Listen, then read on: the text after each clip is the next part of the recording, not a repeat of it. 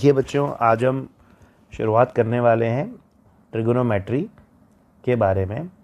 तो ये basic maths का, फिज़िक्स को पढ़ने के लिए बेसिक मैथ्स में कुछ टॉपिक्स देख रहे हैं, जिसमें से अपना जो ये टॉपिक है दैट इज़ कॉल्ड ट्रिगोनोमेट्री।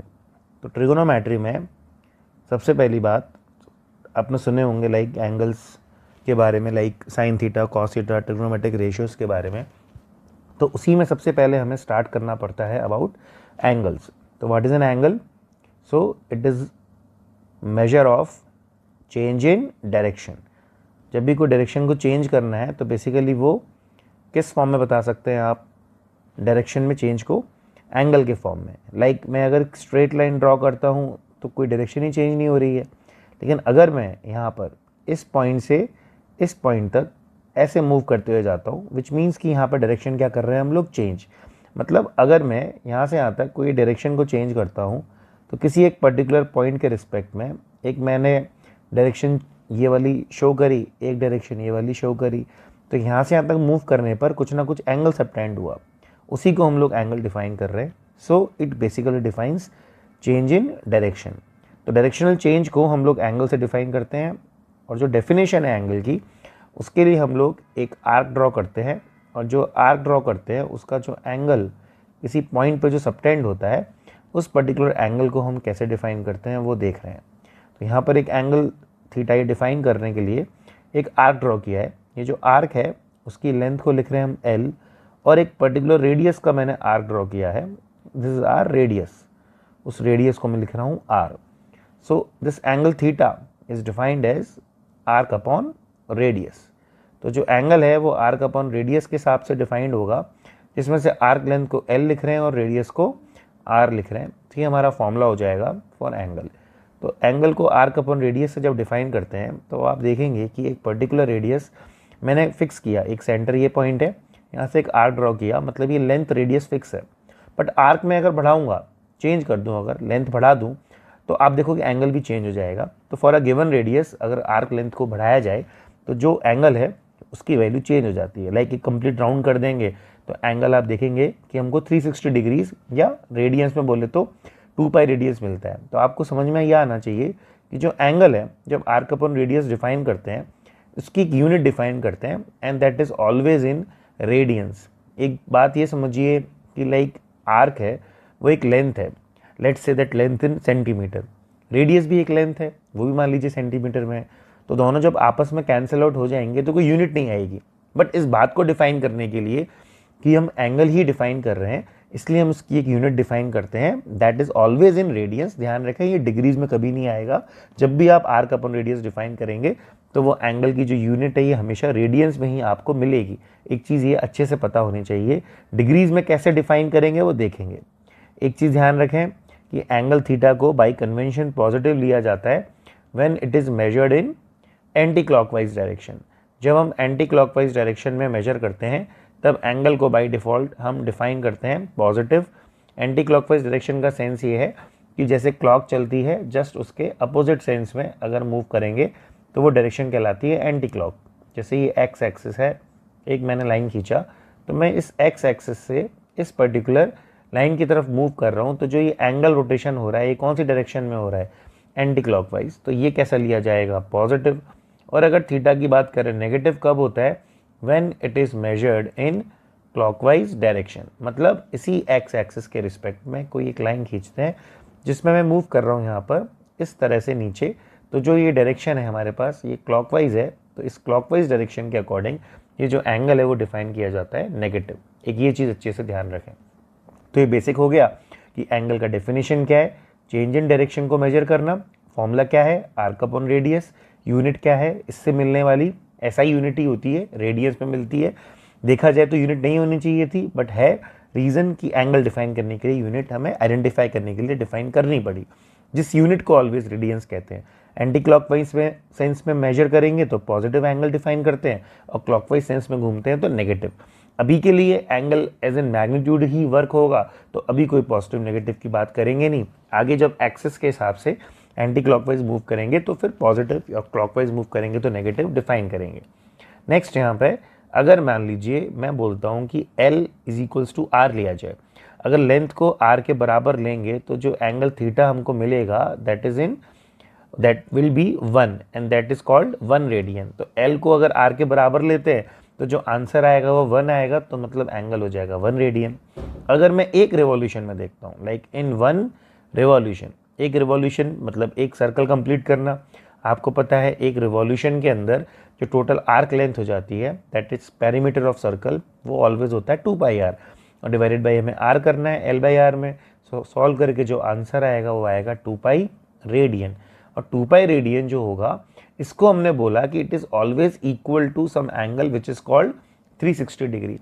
ये एक इक्विवेलेंट माना है, ये है नहीं, आप ये मत समझना कि 2 पाई की वैल्यू 360 है। 2 पाई की वैल्यू कभी 360 नहीं होती है। एंगल जो था वो थीटा 2 पाई रेडियन ही आ रहा था, बस उसको बोल दिया कि ये इक्विवेलेंट लिया जाएगा 360 डिग्रीज के। ये एक अजम्पशन है, इसको सोचिए ऐसा। ये अजम्पशन भी 360 एक सेफ साइड इसलिए लिया गया कि लाइक 360 काफ़ी ज़्यादा नंबर से क्या हो जाता है, डिविजिबल होता है, लाइक 9 से भी है, 6 से भी है, 3 से भी है, इसलिए आप समझ सकते हैं कि इसको लिया गया जिससे कि एंगल्स को डिवाइड करना थोड़ा हमारे लिए कैसा रहे, आसान रहे। तो बाय डिफॉल्ट यूनिट क्या है, रेडियंस। एक रिवॉल्यूशन में कितनी होती है, 2 पाई रेडियन, और उसी का इक्विवेलेंट क्या लिखा गया, 360 डिग्रीज। तो आपको ध्यान क्या रखना है, therefore 1 revolution is equivalent to 2 pi radian. ये तो चलो ठीक है, लेकिन ये किसके इक्विवेलेंट लिया गया, that is equivalent to 360 degrees. ये 360 डिग्रीज के इक्विवेलेंट लिया गया है। तो आपको ये चीज़ अच्छे से याद रखना है, ऐसा फॉर्मूला समझ लीजिए कि 1 रिवॉल्यूशन ये इसके इक्विवेलेंट है। एक बात बताइए, क्या 2 पाई की वैल्यू 360 है, एज एन क्वेश्चन में पूछ रहा हूँ। तो 2 पाई की वैल्यू कभी गलती से 360 मत दे देना। 2 पाई इक्विवेलेंट है 360 डिग्री के, ना कि उसकी वैल्यू है।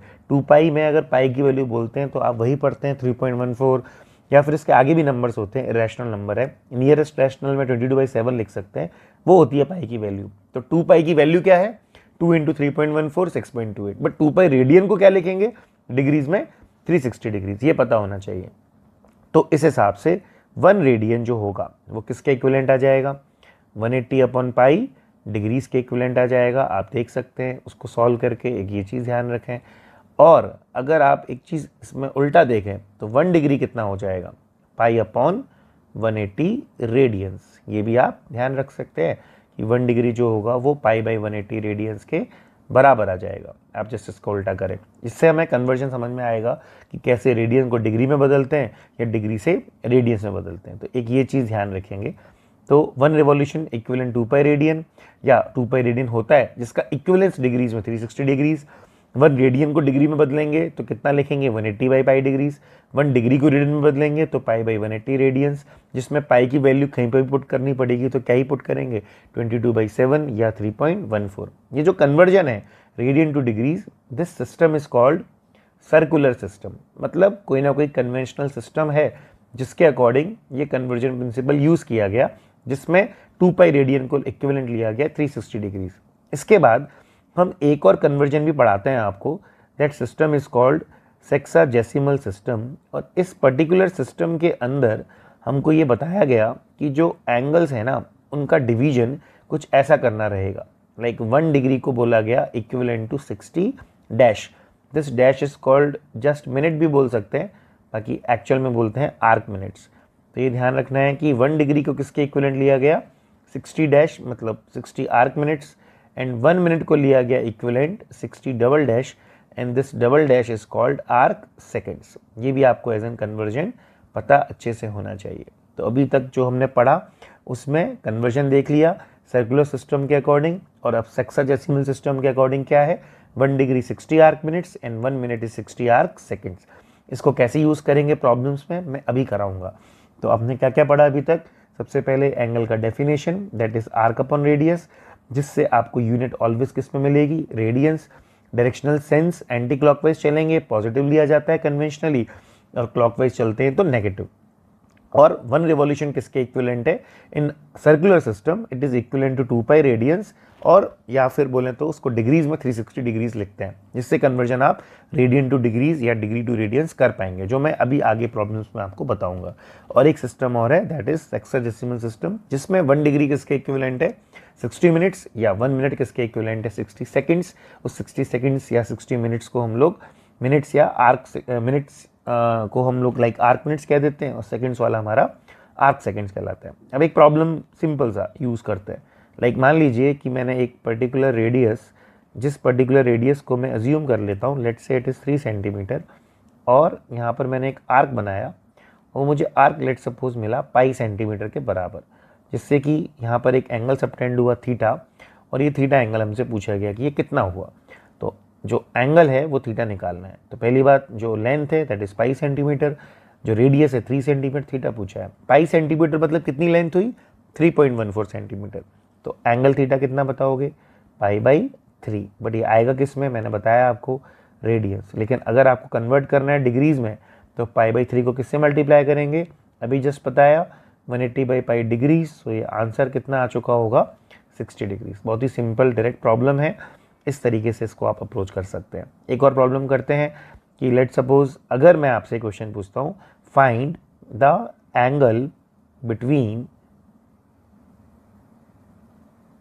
Minute and our and.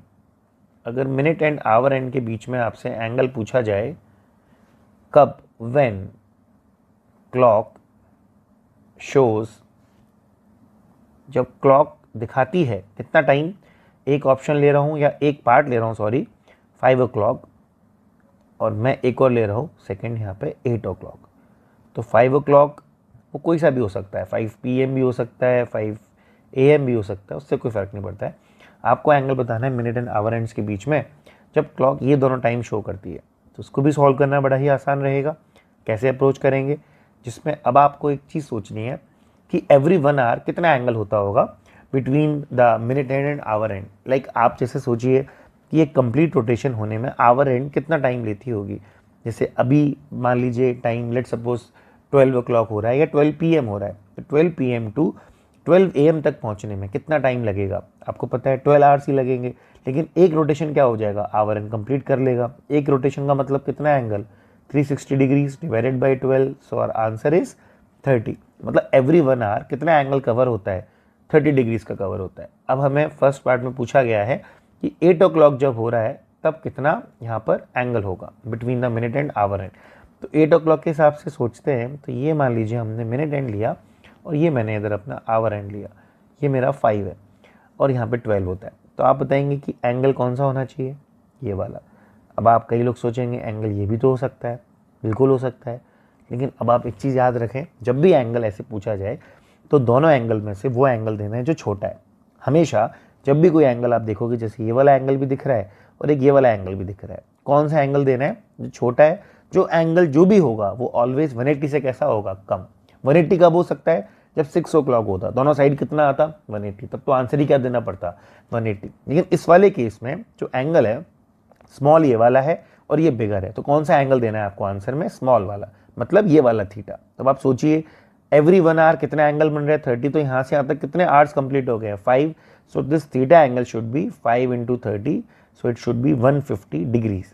अगर 150 डिग्रीज ये एंगल है तो इसको आपको हो सकता है रेडियन में कन्वर्ट करना हो, तो आप क्या लिख सकते हैं, 150 into pi by 180 radians. So correct answer is 5 pi by 6 radians. ये हो जाएगा आपका आंसर जब 5 o'clock हुआ है। तो 5 o'clock के हिसाब से ये करना है, मैं बता चुका हूँ। स्मॉलेस्ट एंगल देखना है दोनों में से। अब मैं आपसे 8 o'clock का पूछता हूँ अगर, तो 8 o'clock में अब आप अपने हिसाब से सोचिए कि क्या होना चाहिए। ये तो अपना 8 o'clock ऐसा होना चाहिए था ना, ये मिनट हैंड और ये अपना हो गया आवर हैंड, दिस इज 8। तो 8 o'clock के हिसाब से आप सोचोगे 8 into 30 कर लेते हैं, हो सकता है आधे में होंगे, ये भी ठीक है, ये भी ठीक है। बट आप बताइए कौन सा एंगल होगा, छोटा एंगल तो देखना होता है, जस्ट मैंने बताया अभी। तो 2 एंगल्स हमेशा मिल जाएंगे आपको, बट कौन सा एंगल देखना है, छोटा। तो अगर आप ये वाला एंगल देखते तो ये गलत हो जाएगा। तो आप बताइए कौन सा एंगल देखना है, ये वाला। तो अगर ये 8 है तो ये बचा हुआ कितना हो जाएगा, यहाँ से यहाँ तक 4 आवर्स का डिफरेंस ही तो है, 8 to 12 देखेंगे। तो जो थीटा एंगल है उसको आप क्या लिखोगे, लाइक 4 into 30।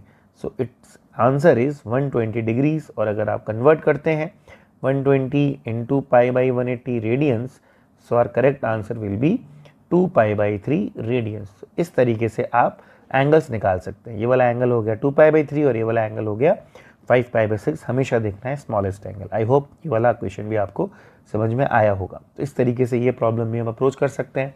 एक प्रॉब्लम मैं और करा देता हूँ जिसमें हम लोग इस वाले पार्ट को यूज़ कर लेंगे कि कैसे मिनट्स वगैरह में एंगल्स वगैरह गिवन हो सकते हैं और उसके अकॉर्डिंग कैसे वो आंसर बन सकता है। तो एक इसको भी यहाँ पे यूज़ करके देखते हैं कि कैसे पॉसिबल है। तो मैंने एक सर्कल बनाया है, लेट्स से ये एक प्लैनेट है, उस प्लैनेट का एक डायमीटर है कोई हमारे पास d जो हमें फाइंड आउट करना है, और एक पॉइंट से, ये काफ़ी ज़्यादा डिस्टेंस है रियलिटी में, बट मैं इसको यहाँ पर अभी इस पर्टिकुलर फिगर में दिखा रहा हूँ तो ज़्यादा बड़ी दिखेगी नहीं, बट एक्चुअल में बड़ी है।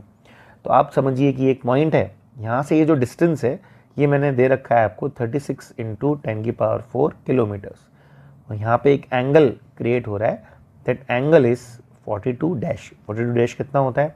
42 मिनट्स। और ये एक प्लैनेट है, और इस प्लैनेट का ये d है डायमीटर, और आपको इस डायमीटर को फाइंड आउट करना है। ये अपना प्रॉब्लम है, क्या करना है? ये प्लैनेट डायमीटर d कितना एंगल सबटेंड हो रहा है इतनी डिस्टेंस के लिए 36 × 10⁴ किलोमीटर्स, तो आपको बताना है डायमीटर d कितना होगा। फर्स्ट ऑफ ऑल आप बताइए डिस्टेंस जो है 36 × 10⁴ किलोमीटर, ये बहुत कम है या बहुत ज़्यादा है? बहुत ज़्यादा है।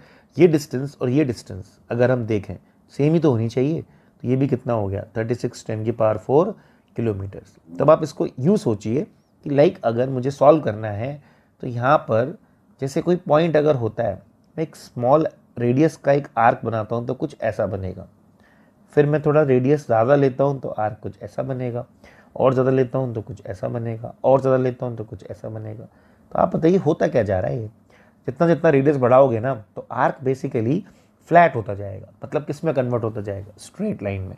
यहाँ पे भी वही है, इस पॉइंट से डिस्टेंस ये बहुत ही ज़्यादा है, तो जो ये आर्क आपको बनता हुआ दिख रहा है जिसको मैं डायमीटर d दिखाऊंगा, वो बेसिकली कैसा बनेगा? एक स्ट्रेट लाइन जैसा। मतलब यहाँ पर भी हम क्या कर सकते हैं? फॉर्मूला डायरेक्टली अप्लाई कर सकते हैं। उसके लिए सबसे पहले हमें ये देखना है कि जो ये एंगल है दैट इज़ इन 42 मिनट्स, उसको कैसे कन्वर्ट किया जाए। तो उसके लिए मैं सबसे पहले लिखता हूँ कि लाइक 1 डिग्री कितना है हमारे पास। Like 1 degree is defined as 60 minutes. तो बताइए 1 मिनट कितना हो जाएगा? 1/60 डिग्रीज। 1 मिनट अगर 1/60 डिग्री है तो इससे आप एंगल थीटा को निकालेंगे 42 मिनट्स, वेयर 42 इंटू ये हो जाएगा 1/60 डिग्रीज। बट थीटा डिग्रीज में नहीं निकालना होता है, किस में निकालना होता है? रेडियंस। तो इसको हम किस में कन्वर्ट करते हैं? 42 इंटू 1/60 इंटू कितना कर देंगे? π/180 रेडियंस। और अगर इसको आप सॉल्व करते हो तो एंगल फाइनली रेडियंस में जो भी एक वैल्यू देगा, जिसको मैं लास्ट में यूज़ करवाऊंगा। तो ये एंगल हमने रेडियन में क्यों निकाला? क्योंकि थीटा को L/R लगाना है और वो एंगल किस में होना चाहिए था? रेडियंस में। देख किस में रखा था? मिनट्स में। तो पहले मैंने 1 डिग्री को 60 मिनट्स लिखा according to sexagesimal system.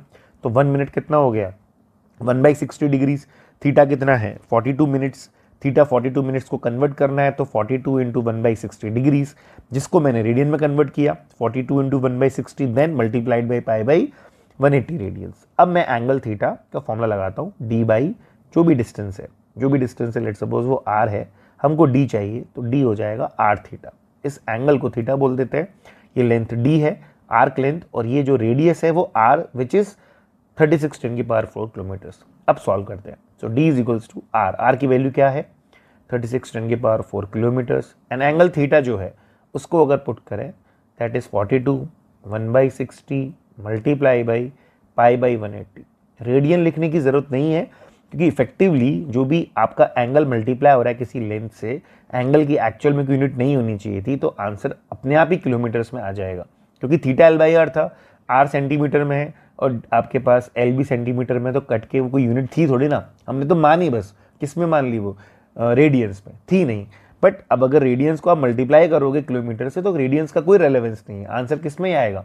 Kilometres में आएगा। तो अगर आप सॉल्व करते हैं तो ये 7 टाइम्स 42 कैंसिल आउट हो जाएगा। पाई को आप यूज़ कर लीजिए 22/7, 2 0 यहाँ से कैंसिल आउट हो जाएंगे। तो आप सॉल्व करके देखेंगे ये आंसर आ जाएगा 4400 किलोमीटर्स। तो ये अपना हो जाएगा रिक्वायर्ड डायमीटर, जो इस तरीके से करना है।